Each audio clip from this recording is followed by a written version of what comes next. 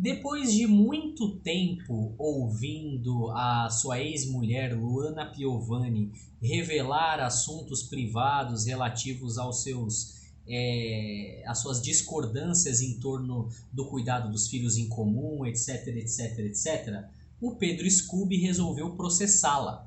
E ele, no caso, ele tem dois processos, né? Na verdade, já tinha um, né? Agora são três processos.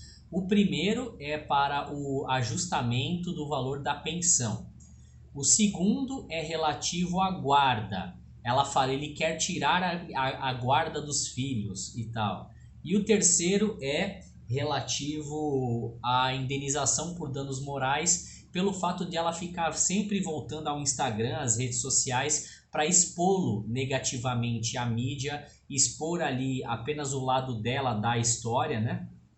Enfim, é uma coisa que prejudica a reputação dele, ele que depende da adesão do público e da simpatia do público, porque ele depende de patrocínio, enfim, etc. Ele tem contratos aí e precisa zelar pela sua própria imagem. Vamos lá, ponto a ponto. Primeiramente, a questão do ajustamento da pensão. Veja, esse é um assunto espinhoso. Seria o melhor dos mundos se não fosse necessário um título executivo, uma sentença dizendo exatamente qual é a obrigação alimentar. Seria maravilhoso. Agora veja, nós não vivemos ainda no paraíso, né? Nós não vivemos no mundo perfeito, né? O mundo, infelizmente, não é um mar de rosas.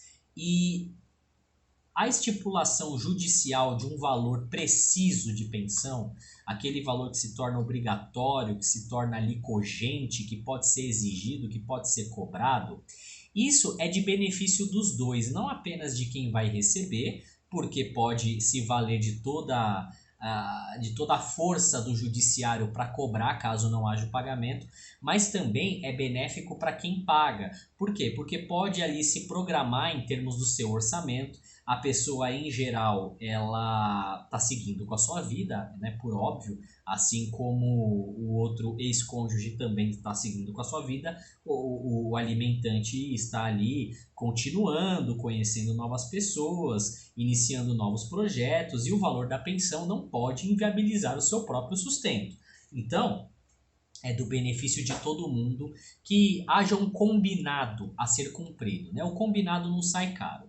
Segundo, em relação à questão da guarda, veja, hoje a Luana Piovani, ela é a guardiã unilateral das crianças. E ela fala assim, ele entrou com um processo agora para tirar a guarda das crianças de mim. Isso não é verdade. O que o Pedro Scooby está tentando fazer nesse segundo processo é fazer a alteração da guarda para compartilhada, entende? O que é a guarda compartilhada? Existe muita confusão em torno desse assunto. Quando a guarda ela deixa de ser unilateral para se tornar compartilhada, aquele cônjuge, ex-cônjuge, né, aquele genitor que tinha a guarda unilateral, ele não deixa de ter a guarda da criança. O que acontece é que ele vai começar a compartilhar o peso das decisões relativas à guarda, ele vai compartilhar isso com o outro ex-cônjuge, com o outro genitor. Ele não vai perder a guarda das crianças, ele vai dividi-la com o outro genitor. E não é nada mais justo, afinal de contas, a criança não veio ao mundo sozinha, ela não veio ao mundo a partir apenas de um dos genitores, precisou dos dois. Então, nada mais justo de que os dois exerçam compartilhadamente, mesmo que separados, a guarda das crianças. Muitas pessoas confundem esse assunto porque pensam que a guarda compartilhada ela implica naturalmente em a criança morar em dois lugares ao mesmo tempo. Mora uma semana com um, uma semana com outro, um mês com outro. Veja, não é disso necessariamente que se trata a guarda compartilhada. A guarda compartilhada ela se refere ao compartilhamento das decisões envolvendo a criança ou o adolescente. Então veja, hoje, vai para tal escola, vai estudar onde? O cônjuge guardião que decide. Né? Ele que resolve isso. Se a guarda é unilateral, ele pode decidir sozinho onde vai estudar. Entende? Uma questão aí de, sei lá, vai fazer um passeio, vai precisar da permissão de quem? Só do guardião unilateral. Reunião de pais, a escola vai falar com quem? Só com o guardião unilateral, inicialmente, a não ser que o outro se apresente e tal, tal, tal, tal, tal. Mas veja, o peso das decisões, da administração do crescimento daquelas crianças, ele fica concentrado na figura do guardião unilateral. Agora, quando a guarda é compartilhada, aí é diferente. Olha, vai estudar onde? Peraí, vamos sentar e vamos conversar. Não, eu quero que estude lá, eu sou a mãe. Você é a mãe, eu sou o pai. Então nós vamos conversar, nós vamos sentar e nós vamos chegar num acordo. E se não tiver acordo, aí o juiz decide. Vão ao judiciário, a mãe fala, quero que ele estude aqui por causa disso, disso e disso. E o pai fala, quero que ele estude ali por causa disso, disso e disso. E o pai vai dizer, você tá certo, você tá errado? Não. O pai vai dizer, sim, o juiz quer dizer, ele vai dizer, você tá certo, você tá errado? Não, não, não. Ele vai se limitar a dizer o seguinte, o melhor para a criança em relação a este assunto é isso. É essa escola ou é aquela escola. O que melhor atende a necessidade e o interesse da criança é esse caminho. E assim vai.